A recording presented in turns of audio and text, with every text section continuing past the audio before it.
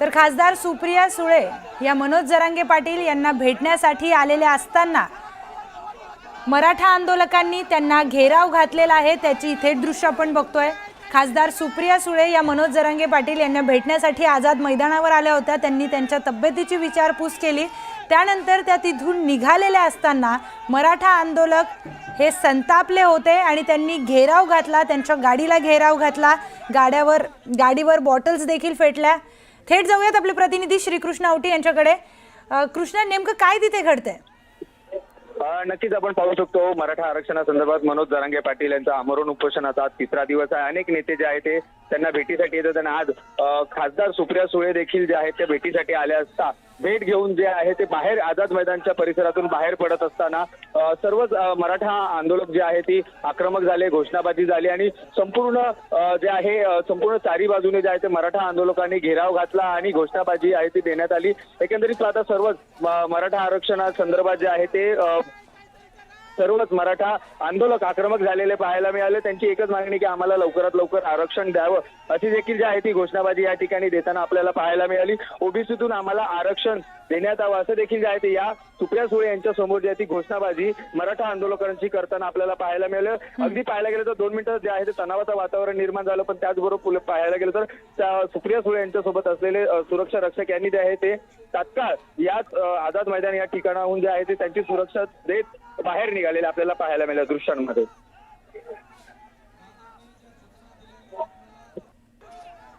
यानंतर पुढच्या बातमीपत्रात आपल्या सोबत असतील माझ्या सहकारी फरा।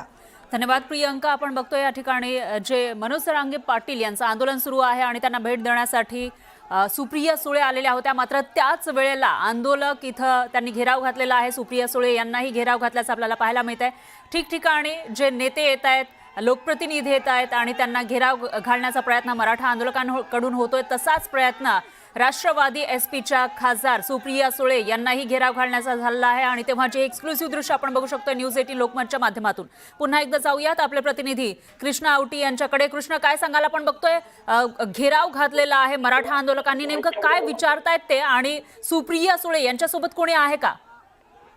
नक्कीच आपण पाहू शकतो सुप्रिया सुळे यांनी मनोज जरांगे पाटील यांना जे आहे ती काही वेळापूर्वीच भेट घेतली आहे। भेट घेऊन जर याच आझाद मैदानाच्या परिसरातून बाहेर पडत असताना मराठा आंदोलकांनी जे आहे ते चहू बाजूने सुप्रिया सुळे यांना जे आहे ते घेराव घातला आणि एकच मागणी जी आहे ती लवकरात लवकर आम्हाला आरक्षण देण्यात यावं आणि अनेक जे आहे त्या घोषणाबाजी करण्यात आली, एक मराठा लाख मराठा, त्याचबरोबर आम्हाला देखील लवकरात लवकर आरक्षण द्यावे। जरांगे पाटील यांची तब्येत जी आहे ती खालावलेली असं देखील त्या आंदोलकांचं म्हणणं होतं आणि त्याचबरोबर मुख्यमंत्री देखील शरद पवारांच्या देखील विरोधात जी आहे ती घोषणाबाजी करण्यात आली आणि एकंदरीत सर्वच वातावरण जे आहे तिकडे आपल्याला पाहायला मिळालं। त्यामुळे संपूर्ण सुप्रिया सुळे यांचे सुरक्षा रक्षक असतील आणि त्याचबरोबर जे राष्ट्रवादीचे कार्यकर्ते होते त्यांच्यासोबत सुप्रिया सुळेंना तातडीने जे आहे ते आझाद मैदानच्या परिसरातून बाहेर जे आहे ते नेण्यात आलं आणि एकंदरीत मराठा आंदोलक जे आहे ते आक्रमक झालेले पाहायला मिळाले। सुप्रिया सुळे यांना चहू बाजूने जे आहे ते मराठा आंदोलकांनी घेराव घातलेला आपल्याला दृश्यांमध्ये पाहायला मिळाला।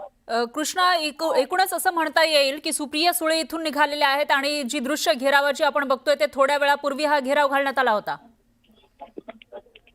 हो, आणि दुसरी एक महत्त्वाची गोष्ट या ठिकाणी नमूद करावी लागेल ती म्हणजे फक्त सत्ताधारी नाही तर विरोधी पक्षातील जे लोकप्रतिनिधी आहेत त्यांना सुद्धा घेराव घालण्याचा प्रयत्न आणि आपल्या मागण्या त्यांच्या समोर मांडण्याचा प्रयत्न या आंदोलकांकडून होताना दिसून येतोय। कृष्णा, नक्कीच आपण पाहू शकतो गेल्या 3 दिवसापासून सत्ताधारी असतील किंवा विरोधक असतील जे आहे ते मनोज जरांगे पाटील यांची भेट घेण्यासाठी येत आहेत। त्यातच आज सुप्रिया सुळे देखील जे आहे ते विरोधी पक्षात आहे सध्या तरी त्या देखील जे आहे ते भेट घेण्यासाठी आले। कुठेतरी संपूर्ण मराठा आंदोलक आणि कार्यकर्त्यांकडून जे आहे विरोधक असतील किंवा सत्ताधारी असतील प्रामुख्याने एकच मागणी आहे की लवकरात लवकर आम्हाला ओबीसीतून आरक्षण देण्यात यावं अशी देखील जे आहे ती सातत्याने आंदोलकांची भूमिका आहे आणि आज पाहायला गेलं तर आंदोलनाचा तिसरा दिवस आहे आणि त्याचमुळे देखील कुठेतरी मराठा आंदोलक जे आहे ते आक्रमक होताना आपल्याला पाहायला मिळतात। कुठेतरी प्रामुख्याने जे आहे ती मागण्या आहेत त्याला देखील आपल्याला जोर देताना आपल्याला पाहायला मिळते।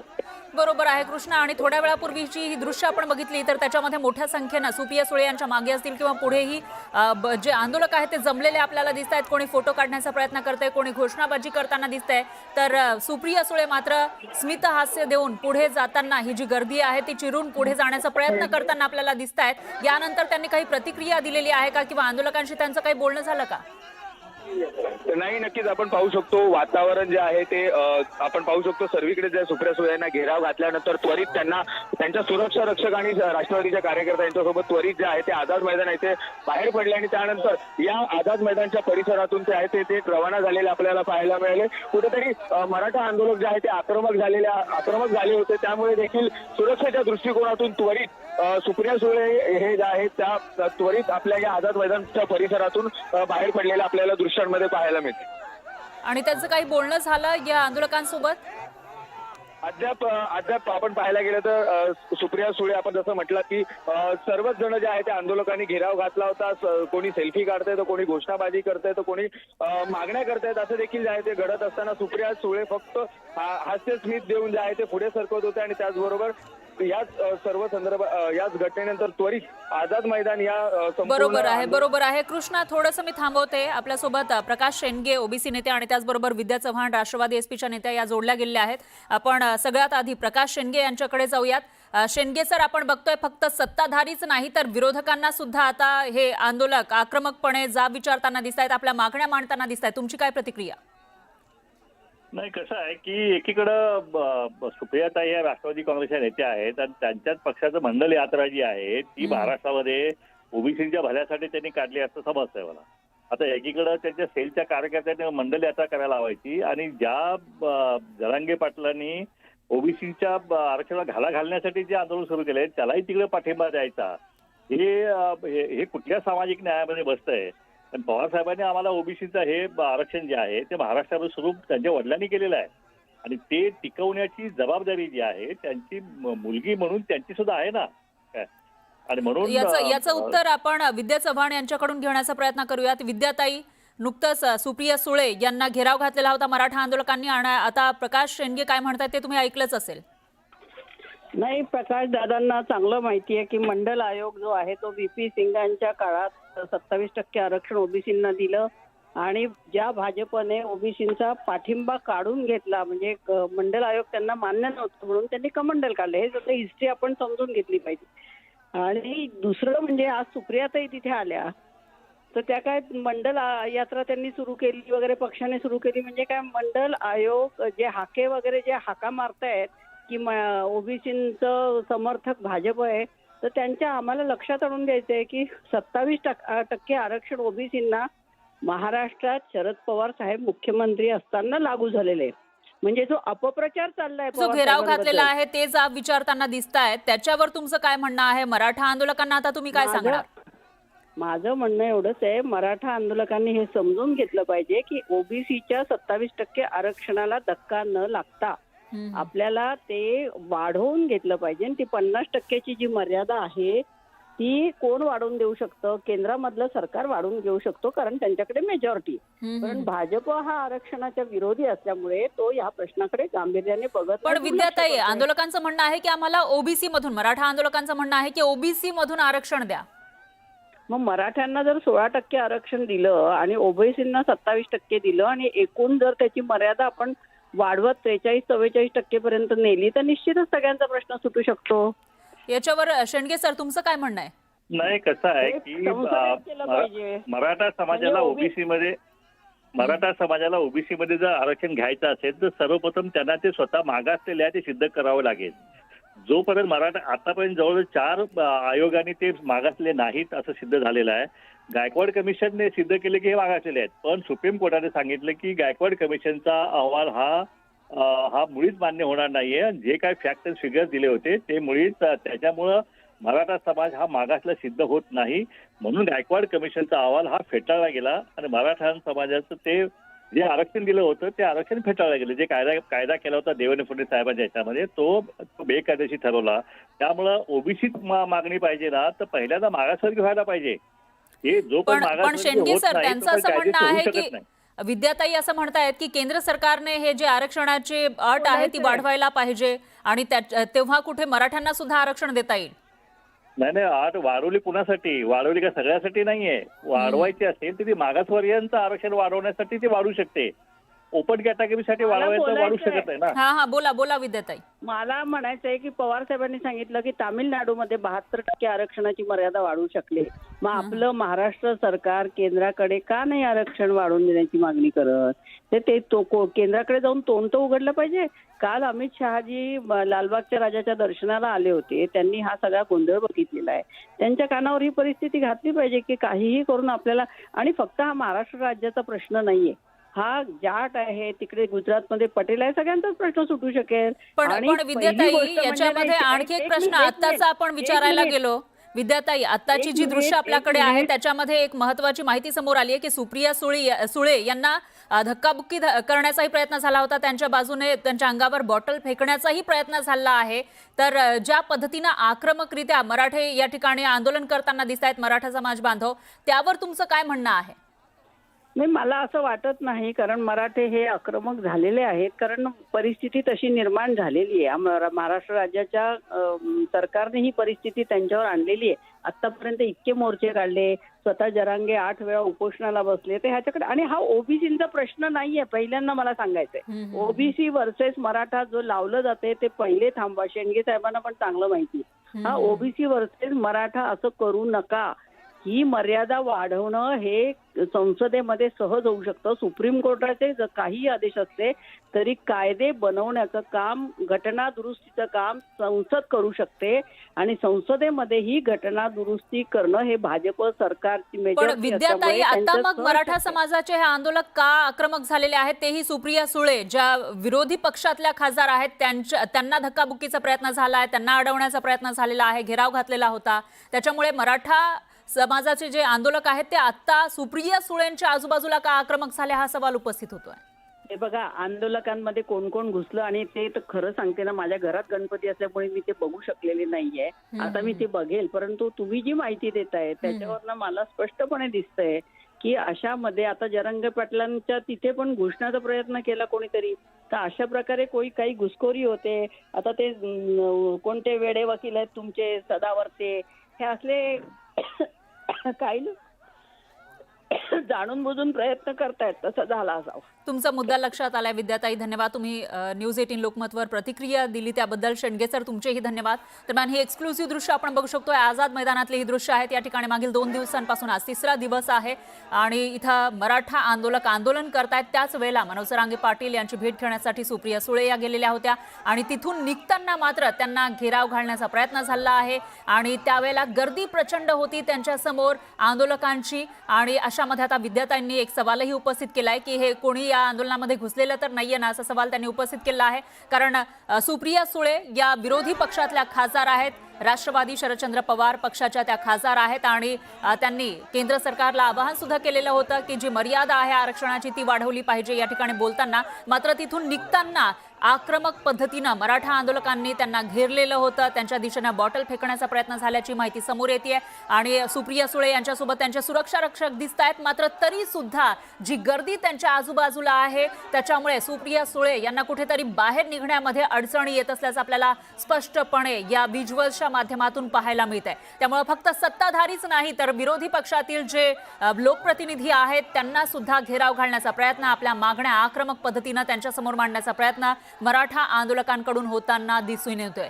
त्यामुळं आता यावर सुप्रिया सुळे यांची काय प्रतिक्रिया येणार, त्यांना नेमका काय अनुभव या ठिकाणी आला हाही सवाल या ठिकाणी उपस्थित होतोय. मात्र ज्या वेळेला घेराव घालण्याचा प्रयत्न झाला, मागण्या मांडण्याचा प्रयत्न इथं आंदोलकांनी केला त्यावेळेला सुप्रिया सुळे या स्मित हास्य देऊन पुढे जाताना ही गर्दी चिरून पुढे जाण्याचा प्रयत्न करताना आपल्याला दिसून येत आहेत. खासदार आहे सुप्रिया सुळे आणि मुख्य म्हणजे एक मोठे नेते राज्यातले, केंद्र सरकारमध्ये ते राहिलेले आहेत असे शरद पवार यांच्या कन्या त्या आहेत. आणि जेव्हा जरांगे पाटील यांची भेट घेण्यासाठी सुप्रिया सुळे आझाद मैदानावर गेल्या तिथून बाहेर निघताना मात्र त्यांना अडवण्याचा, त्यांना घेराव घालण्याचा प्रयत्न झाला होता. आंदोलक मोठ्या संख्येनं त्यांच्या आजूबाजूला आपल्याला पाहायला मिळाले आणि त्याचबरोबर आक्रमक पद्धतीनं आपल्या मागण्या त्यांच्यासमोर मांडताना दिसून आलेले आहेत. त्यामुळे आता या आंदोलकांना नेमकं काय म्हणायचं आहे, फक्त सत्ताधारीच नाही तर विरोधी पक्षातील जे लोकप्रतिनिधी आहेत त्यांनाही अडवण्याचा प्रयत्न हे आंदोलक करताना दिसून येत आहेत. तर ही एक्सक्लुसिव्ह दृश्य काही वेळापूर्वीची आझाद मैदानाची आणि त्याच्यानंतर हा घेराव घातल्यानंतर सुप्रिया सुळे यांचे जे सिक्युरिटी गार्ड आहेत त्यांनी कसं बसं सुप्रिया सुळेंना बाहेर काढलं आणि गाडीमध्ये बसून त्या तिथून त्या परिसरामधून निघाल्याची माहिती आपल्या प्रतिनिधींनी दिलेली आहे. मात्र ज्या वेळेला हा घेराव घालण्याचा प्रयत्न झाला होता त्यावेळेचे एक्सक्लुझिव्ह दृश्य आपण बघू शकतोय न्यूज 18 लोकमतच्या माध्यमातून. याच्यामुळे आपल्याला एक अंदाज येऊ शकेल किती मोठ्या संख्येनं आणि किती आक्रमक पद्धतीनं हे आंदोलक आंदोलन करताना दिसून येत आहेत, आपल्या मागण्या मांडताना दिसून येत आहेत. तर 29 तारखेपासून हे आंदोलन सुरू आहे. आज आहे 31 तारीख आणि इथं जरांगे पाटील यांचं आंदोलन सुरू आहे, उपोषण सुरू आहे. त्यांच्या उपोषणाचा आज 3रा दिवस मुंबईमधल्या आझाद मैदानामध्ये हे उपोषण सुरू आहे आणि थोड्या वेळानंतर जरांगे पाटील काही बोलतात का याकडे लक्ष आहे. मात्र त्याच वेळेला थोड्याच वेळापूर्वी जेव्हा सुप्रिया सुळेंनी इथं भेट दिलेली होती त्यावेळी नेमकं काय घडलं याचा अंदाज आपल्याला या दृश्यांच्या माध्यमातून येऊ शकणार आहे. या ठिकाणी सुप्रिया सुळे यांनी भेट दिली, जरांगे पाटील यांची विचारपूस केली, त्या बोलल्या सुद्धा स्टेजवर आणि तिथून निघताना मात्र त्यांना अशा पद्धतीनं घेराव घालण्याचा हा प्रयत्न झालेला आहे. मोठ्या संख्येनं मराठा आंदोलक त्यांच्या आजूबाजूला जमलेले होते. आक्रमकपणे आपल्या मागण्या मांडताना सांगताना हे आंदोलक दिसून येत आहेत. त्यामुळे फक्त सत्ताधारीच नाही तर विरोधी पक्षातील लोकप्रतिनिधी सुद्धा मराठा आंदोलकांच्या निशाण्यावर आहेत आणि त्यांच्याकडून सुद्धा ते अपेक्षा करतायत आपल्या मागण्या पूर्ण करण्याची. असंच या ठिकाणी म्हणावं लागणार आहे. दरम्यान ही एक्सक्लुझिव्ह दृश्य आपण बघू शकतोय न्यूज 18 लोकमतच्या स्क्रीनवर. आझाद मैदानातली ही दृश्य आहेत. या ठिकाणी मोठ्या संख्येनं मराठा आंदोलक हे जमलेले आहेत. 29 तारखेला खरं तर मुंबईमध्ये हे आंदोलक दाखल झालेले होते आणि तेव्हापासून आंदोलन सुरू आहे. मनोज जरांगे पाटलांचं उपोषण सुरू आहे. अशातच आज 3ऱ्या दिवशी जेव्हा सुप्रिया सुळे या मनोज जरांगे पाटील यांची भेट घेण्यासाठी गेल्या होत्या त्यावेळेला तिथून बाहेर निघताना मात्र सुप्रिया सुळे यांची दमछाक झाली असंच म्हणावं लागणार आहे. कारण तिथून बाहेर त्यांना सहजासहजी निघता आलेलं नाहीये आणि या आंदोलकांनी त्यांना घेराव घालण्याचा प्रयत्न केला होता. त्याचबरोबर कोणीतरी त्यांच्या दिशेनं बॉटल भिरकावली अशी ही माहिती समोर आलेली आहे. त्यामुळे आता ही बॉटल नेमकी कोणी भिरकावलेली आहे आणि या आंदोलकांचा नेमक्या काय अपेक्षा आहेत विरोधी पक्षातील लोकप्रतिनिधींकडून असाही सवाल या ठिकाणी उपस्थित होतोय. एक्सक्लुझिव्ह अशी ही दृश्य एकीकडे आपण बघतोय आणि दुसरीकडे ही दृश्य आहेत मनोज जरांगे पाटील यांच्या उपोषणाची. ते स्टेजवर आहेत आणि आराम करताना आपल्याला दिसून येत आहेत. त्याच्यामुळे आता थोड्या वेळानंतर त्यांची प्रतिक्रिया येण्याची शक्यता आहे. ते काय बोलणार या सगळ्या प्रकारावर हा सवाल आहेच. याशिवाय सुप्रिया सुळे यांची प्रतिक्रिया यानंतर काय येणार हाही सवाल आहे. कारण थोड्याच वेळापूर्वी त्यांनी आपली भूमिका मांडलेली होती. मनोज जरांगे पाटील यांची भेटही घेतलेली होती, आंदोलकांना संबोधित केलं होतं.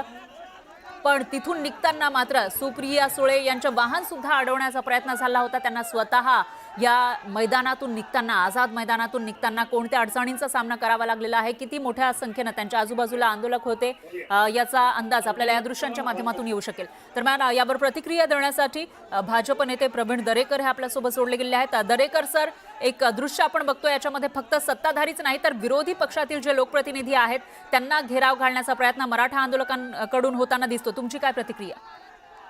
नाही, एक लक्षात ठेवा, हे आंदोलन कुठल्या पक्षाविरोधी नाही, नेत्याविरोधी नाही आणि हे उत्स्फूर्त मराठा समाजाचं आंदोलन त्या ठिकाणी आहे आणि मराठा समाजाच्या भावनांचा जिथे जिथे जेव्हा जेव्हा उद्रेक होतो त्यावेळेला उत्स्फूर्तपणे अशा प्रकारचे प्रसंग येतात. आणि मला वाटतं पवार साहेबांनी या राज्याचं अनेकदा नेतृत्व केलंय, अनेकदा मुख्यमंत्री राहिले, त्यानंतर त्यांच्या मार्गदर्शनाखाली सरकार आलेली आहेत. मग ज्या वेळेला तुमच्या हातामध्ये अमर्याद सत्ता होती तेव्हा तुम्ही मराठा समाजाला आरक्षण का नाही दिलंय, का प्रश्न सोडवले नाही मराठा समाजाची?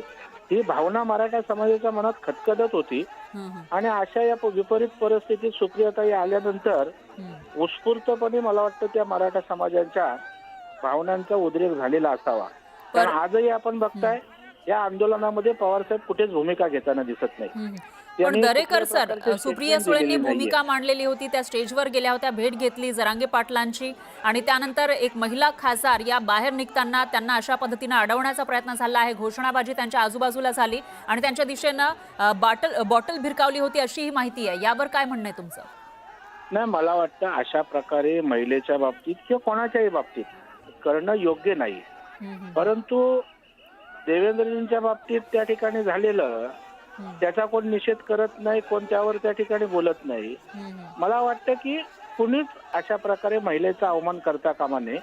परंतु मला वाटतं काय ठरवून झालेलं नाही किंवा कोणी सांगितलं म्हणून झालं नाही. या मॉब सायकोलॉजी असते, मॉब मध्ये एखाद दुसरा त्या ठिकाणी असतो कधी कोण उचकवतं, कधी भावनांचा उद्रेक होतो. त्यातनं मला वाटतं ही गोष्ट झालेली आहे. पण माझंही मराठा समाजाला त्या ठिकाणी विनम्र आव्हान असेल की बाबा सर्व पक्ष तुमच्या सोबत आहेत, मराठा समाजाच्या भावनांसोबत आहेत, त्याच्यामुळे चर्चा करावी आणि समन्वयातनं त्या ठिकाणी भूमिका घेण्याची आवश्यकता त्या ठिकाणी आहे. परंतु पवार साहेबांच्या विषयी त्यांच्या संभ्रमावस्था जी आहे निर्णय किंवा भूमिकेबाबतीत, त्यातनं ही गोष्ट आली असावी. कारण आजही ओबीसीतनं आरक्षण द्यावं का, त्यावर पवारांची भूमिका नाही. आरक्षण कशा पद्धतीनं द्यावं ते अनुभवी ज्येष्ठ नेते आहेत, मार्गदर्शन नाही.